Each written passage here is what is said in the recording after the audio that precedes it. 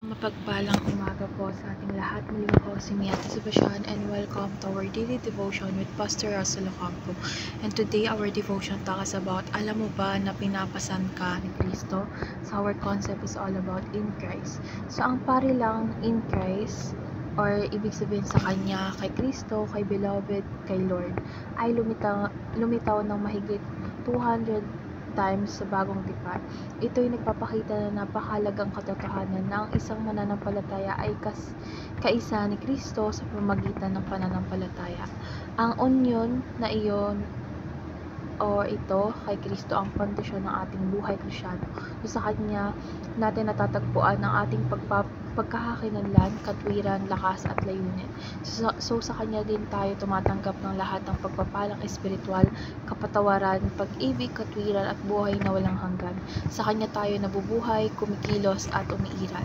So our Bible readings for today is all about 2 Corinthians chapter 5 verse 17 ASND version. Kaya't kung nakipag-isa na kay Kristo ang isang tao, isa na siyang bagong nilalang. Wala na ang dating niyang pagkatao, sa halip ay napalitan na ito ng bago.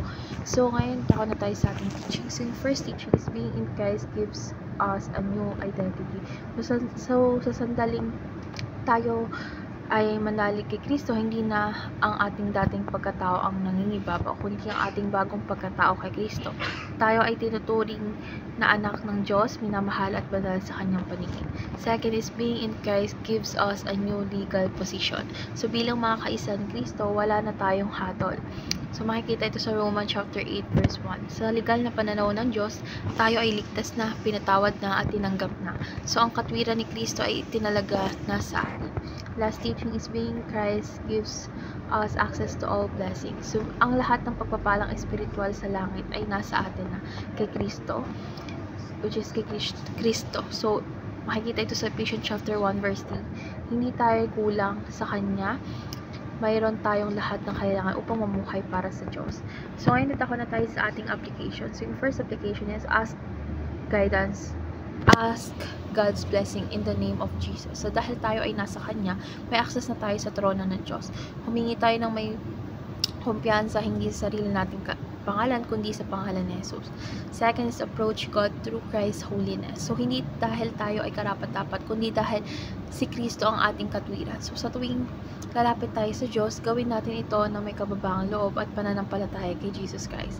And last application is appreciate God for our union with Christ. So araw-araw pasalamatan natin ng Diyos na pinapasan tayo ni Kristo, na sa Kanya may bagong simula, may pag-asa at may kapayapaan.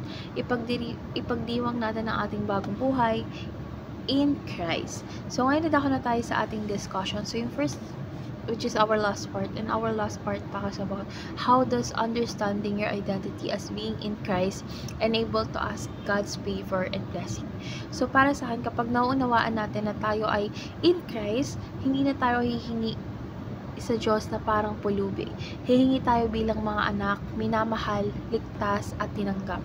So hindi na tayo natatakot o nahihiya dahil alam nating ang katwiran ni Kristo ang dahilan kung bakit tayo pinakikinggan. So ang ating pagtitiwala ay nakabase hindi sa ating performance, kundi sa posisyon natin kay Kristo. Dahil sa ganitong pananaw is nagiging matapang at mapagpasalamat tayo sa panalangin.